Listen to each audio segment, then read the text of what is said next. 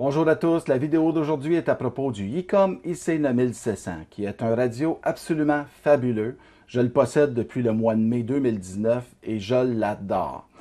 Ce que je vais faire, j'ai été obligé de me faire un résumé parce que cet appareil fait tellement de choses que je dois résumer en partie qu'est-ce qu'on peut faire avec l'appareil. Donc voici le résumé.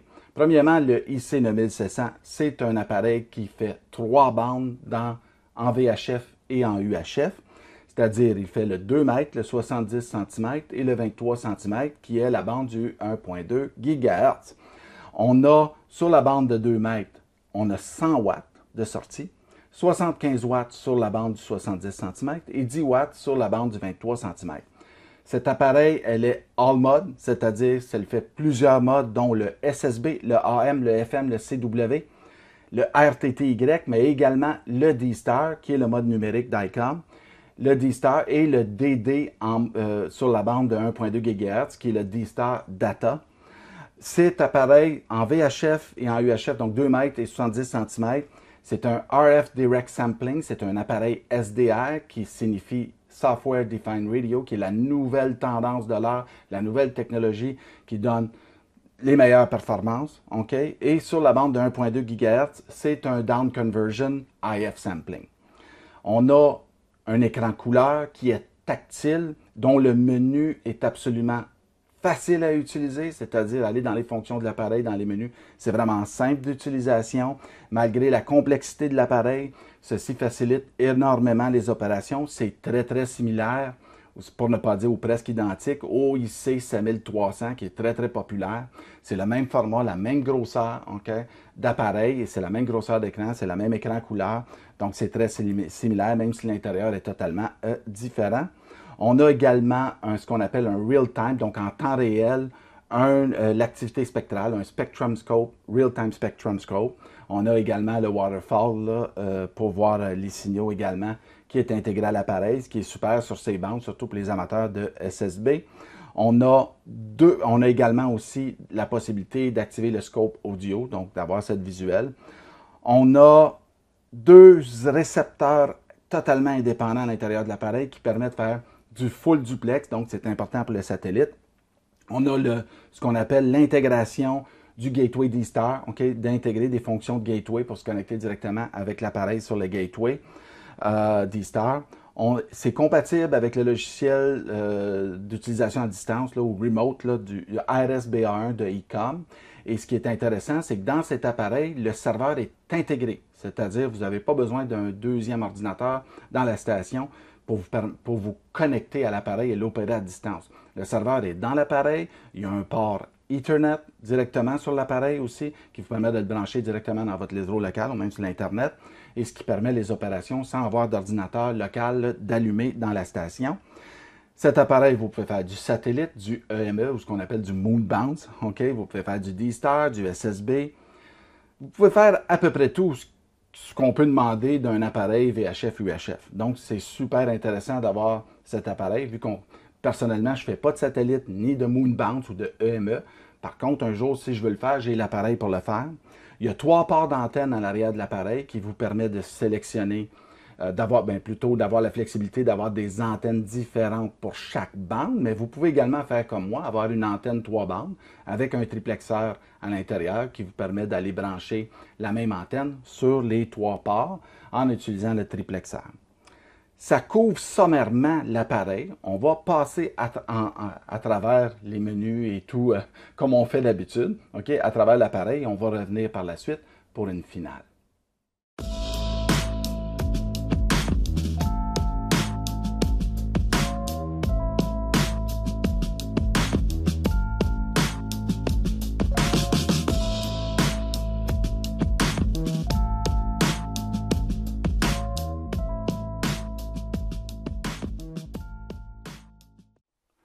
Faisons un tour rapide de l'appareil. On a le bouton Power, on a le bouton Transmit, Transmit qui est l'équivalent au PTT. On a le Call button pour rappeler une mémoire rapide, ou encore, si vous appuyez un peu plus longtemps, vous allez tomber en mode DR. Ça vous permet, entre autres, d'identifier les répéteurs si vous avez programmé vos coordonnées GPS. vous pouvez identifier les répéteurs les plus près de chez vous. Okay?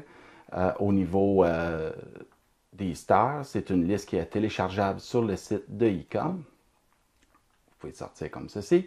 Vous avez le Vox, ou encore, si vous êtes en CW, vous pouvez changer par le bouton ici en Break-in ou en Full Break-in. On va revenir en FM. Vous avez ici le port pour mettre des écouteurs. Vous avez la prise pour le microphone qui a 8 pins ronds ICOM standard, comme les HF. Vous avez ici deux boutons volume pour le VFO principal sur le dessus et le VFO secondaire ci-dessous. Okay? Les volumes sont indépendants. Vous avez deux récepteurs totalement indépendants. Et vous avez un bouton squelch, comme ceci. Vous voyez la petite flèche bouger? C'est ce qui permet d'ajuster le squelch. Donc, vous voyez exactement où vous êtes. Et si vous dépassez le centre, vous tombez en mode RF gain au niveau du SDR. Donc, vous pouvez atténuer comme ceci. Si vous appuyez sur le bouton, vous avez le volume, mais si vous appuyez sur le bouton volume, comme ceci, vous interchangez le VFO du bas avec celui du haut et vice-versa, comme ceci. Et si vous faites la même chose sur le sub VFO, vous éteindez le sub VFO. Vous pouvez le réallumer de la même façon. Vous avez le même type de squelch avec le RF gain sur le même et le volume. Ici, vous avez le bouton préamp et vous avez le bouton atténuation avec un long poussé. Vous avez le notch, l'auto-notch. Il n'y a pas de manual notch. Vous avez le noise blanker qui fonctionne uniquement, il ne fonctionne pas en FM. Donc, vous pouvez l'activer ici. Si vous faites un long poussé, vous pouvez venir faire des ajustements ici dans le menu au niveau du noise blanker. Vous avez ici le noise reductor que vous pouvez activer, même en FM. Okay? Même en FM, vous pouvez activer et vous pouvez l'ajuster en faisant un long poussé. Vous avez ici la carte SD qui permet d'enregistrer des paramètres, vos configurations, également de mettre à jour votre firmware, mais aussi de télécharger la liste de répéteurs en mode CSV et les importer dans l'appareil. Vous avez ici le bouton menu, mais avant de passer au bouton, on va regarder l'écran tactile. C'est très similaire au 7610 et au C1003, donc la logique d'ICOM est la même pour cet appareil, malgré que c'est une base VHF-UHF. Vous pouvez changer de mode simplement en cliquant sur le mode. Vous avez tous les modes ici. Vous pouvez changer le filtreur de la même façon. Oups! Vous pouvez changer le filtreur de la même façon, comme ceci. Vous pouvez changer de fréquence en mettant une fréquence directement. Okay? Ou vous pouvez changer carrément de bande. À noter que le UHF 70 cm est ombragé parce qu'il est utilisé dans le VFO du bas. Mais on peut aller à 1.2 GHz. Et si vous venez ici, vous allez voir que vous n'avez plus accès au 1.2 GHz parce que vous êtes déjà actif dans le VFO A. Donc, vous pouvez juste avoir deux bandes à la fois et vous ne pouvez pas faire deux fois dans la même bande deux fréquences différentes. Il y a sûrement des raisons de performance au niveau du filtre. Si c'est trop wideband, ça peut causer des problèmes éventuellement au niveau du filtrage. Donc, pour des raisons de performance, j'imagine que ceux-ci que ICOM ont fait ceci délibérément, comme ceci. Par contre, ça ne vous empêche pas de faire du split sur la même bande. Je vais vous expliquer un peu plus loin comment le faire. Vous voyez ici que vous pouvez changer le meter ALC, compresseur, voltage, ampérage, puissance et SWR. Et en bas, ce n'est qu'un S-mètre. Si vous vous mettez ici, et c'est le VFO du bas qui est actif et vous transmettez, vous allez transmettre sur le principal. Il faut toujours interchanger, s'assurer de transmettre sur le bon VFO. C'est comme ça que ça fonctionne. Ici, vous avez le menu. Dans le menu, vous avez deux menus. Vous arrivez normalement ici, mais on va le couvrir un peu plus loin. On va y revenir vers la fin. Ici, vous avez le bouton fonction. Vous avez plusieurs fonctions, donc le préamp, l'AGC, le notch, le noise reductor, le IP+, qui augmente les performances du récepteur dans certaines conditions. C'est très similaire au 7610. Vous avez le Vox, le tone, le moniteur. Certaines options sont ombragées dépendamment du mode. Vous avez le duplex ici, okay, pour les répéteurs ou le simplex. Et vous avez le TX limit.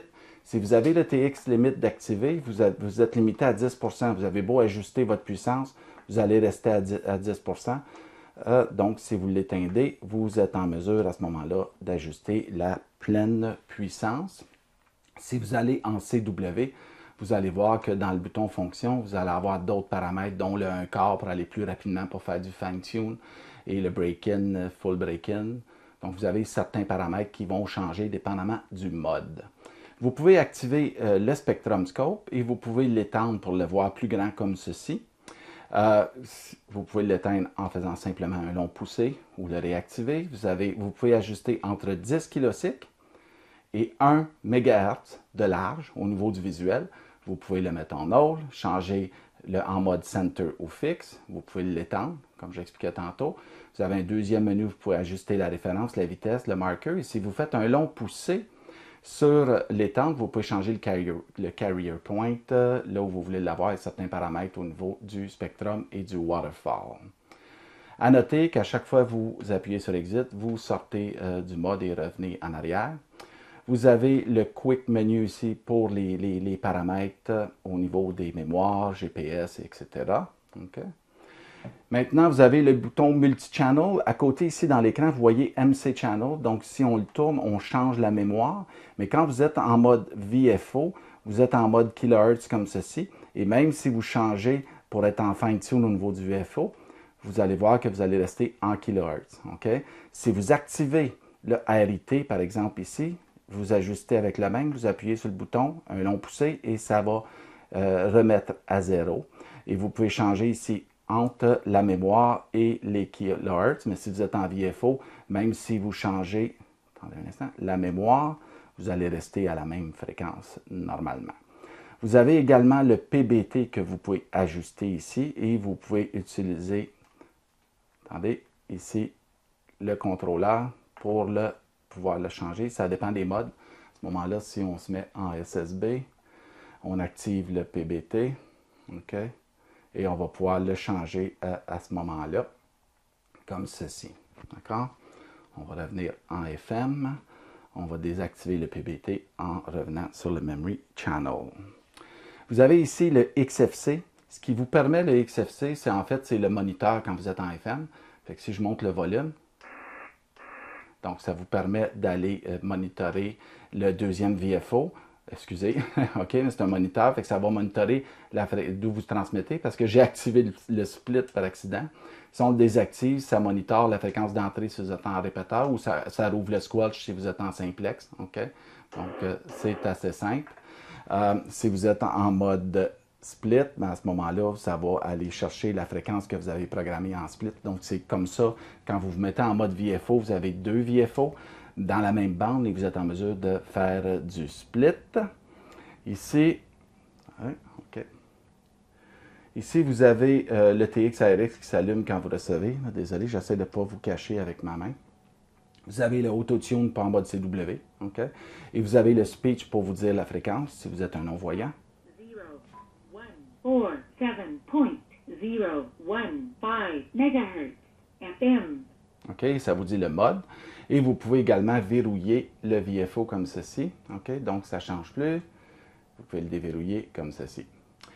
Et on a parlé du RIT, d'ici, du PBT, du split, du AB au niveau du VFO, mémoire et VFO. Donc, vous pouvez passer de mémoire à VFO. C'est assez simple. Vous pouvez scanner. Si vous faites un long poussé, vous êtes en mémoire, il va scanner les mémoires. Vous pouvez l'arrêter en appuyant sur Scan de nouveau. Si vous êtes en mode VFO, vous pouvez scanner en mode VFO, comme ceci, et vous l'arrêtez de la même façon. Si vous faites un poussé court, OK, comme ceci, attendez, vous allez pouvoir changer d'autres paramètres aussi au niveau du scan. Vous avez ici le tone, OK, donc vous pouvez ajuster le tone manuellement à votre guise, OK. Et vous avez le MPAN qui permet de mettre en mémoire en fait une fréquence et de commuter rapidement vers celle-ci, un peu comme sur un remote de télévision où vous pouvez retourner en arrière à l'ancienne fréquence. Fait que c'est un peu la fonction du MPAD. Maintenant, si on va dans le menu, vous voyez qu'on a le scope ici, ça va vous donner la même chose que le bouton M-Scope. Vous avez ici le scope audio que vous pouvez activer, naturellement si vous avez un signal en réception. Vous avez ici la voix, donc vous pouvez programmer des CQ si vous voulez en SSB, mais si vous êtes en CW, bien, ça va être des mémoires CW que vous allez avoir au niveau du keyer. Okay? Et vous avez ici Ça va devenir un keyer en CW, excusez, comme ceci. Vous voyez ici que vous pouvez activer tous les meters en même temps, donc c'est très utile pour faire des essais ou donc pour surveiller certaines choses quand on a un problème, entre autres. Vous avez le mode satellite qu'on ne couvre pas aujourd'hui. Vous avez le mode mémoire, vous pouvez éditer vos mémoires. Vous avez le scan qui donne au niveau du scan, le M-PAN qui vous donne les fréquences que je vous disais qu'on peut rappeler, le mode enregistrement. Et vous avez un autre menu ici qui est principalement pour le D-Star, le GPS. Et vous avez la possibilité de venir configurer un gateway, de vous connecter directement par Internet à certains répéteurs compatibles ou certains réflecteurs compatibles. Vous avez ici 7, okay, vous l'avez aux deux endroits, parce que ça vous emmène au menu principal. Vous avez le Tone Control, la même chose que le 7610 ou le 7300. Et dans le Tone Control, vous pouvez venir ajuster pour chaque mode le bass, treble, etc. Et en SSB, la largeur de bande au niveau de la transmission. Vous pouvez le faire en RX aussi. Vous avez les fonctions, donc plusieurs fonctions ici plusieurs paramètres qui peuvent être faits et configurés à partir d'ici, donc les captures d'écran, des choses comme ça, quel mode, quel type de fichier. Vous avez ici les paramètres importants à configurer si vous voulez faire du D-Star. Vous avez d'autres paramètres pour faire du data en D-Star. Vous avez le QSO RX Log, vous avez les connecteurs, vous pouvez programmer vos haut-parleurs si vous en avez deux en mélangeant l'audio ou carrément en l'ayant séparé. Donc, chaque VFO a son haut-parleur. Programmer vos écouteurs, les ports en arrière pour faire du remote ou faire des modes numériques. Okay? Fait que ça vous permet de faire des configurations ici. Le mode network, dans mon cas ici, moi j'ai désactivé le DHCP, donc j'ai programmé manuellement une fréquence, mais par défaut c'est activé. Donc si vous le branchez dans votre réseau local, il va obtenir une adresse IP, il va se configurer tout seul pour aller sur Internet.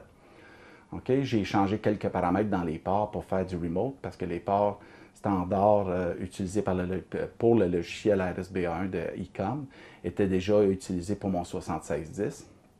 Donc j'ai modifié les ports. Vous avez le display ici, vous pouvez changer quelques paramètres, les fonts et plusieurs trucs, OK, au niveau de l'affichage, qu'on ne couvre pas en détail.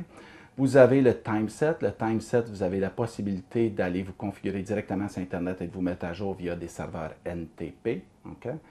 Vous avez ici les paramètres pour la carte SD, donc vous pouvez récupérer des configurations, sauvegarder vos configurations.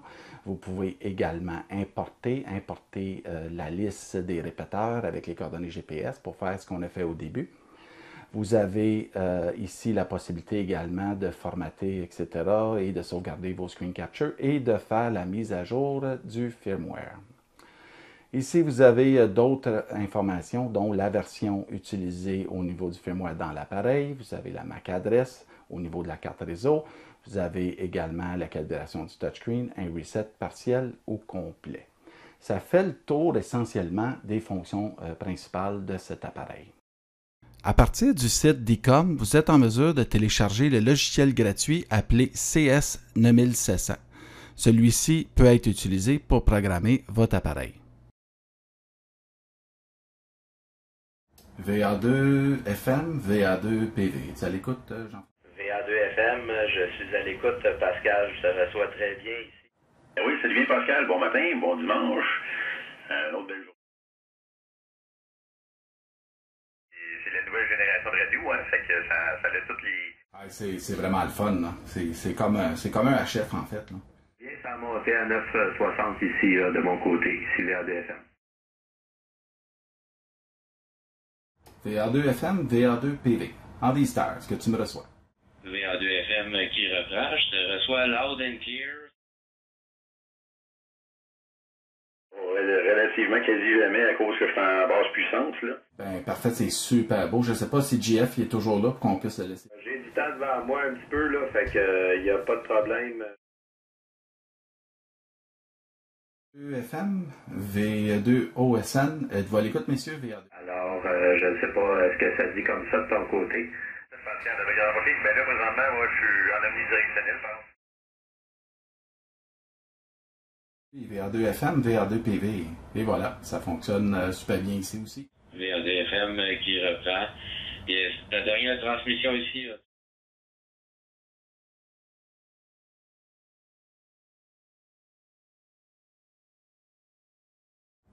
VA2 FM, VA2 PV. VA2 FM listening. VA2 PV à l'essai. Ceci conclut cette vidéo. J'espère que vous avez apprécié. Comme toujours, si vous avez apprécié, faites un j'aime. Et si vous n'êtes pas déjà abonné, abonnez-vous. Votre support est super important. Et lorsque vous abonnez, n'oubliez pas de cocher la cloche pour être notifié aussitôt qu'une nouvelle vidéo est en ligne. Sur ce, ça conclut la vidéo sur le ICOM IC9700 qui est un appareil absolument superbe. Je remercie énormément ICOM de l'avoir développé pour nous. Comme vous savez, on est un petit marché et cet appareil a dû nécessiter plusieurs heures de développement. Donc, merci à ICOM de l'avoir fait pour nous. Et ça justifie également le prix de l'appareil. Personnellement, je crois, oui, c'est dispendieux, mais je crois que le radio le vaut totalement. Peut-être qu'éventuellement, il y aura une baisse de prix, mais je vous recommande fortement le IC9700. Sur ce, je vous dis 73 et à bientôt.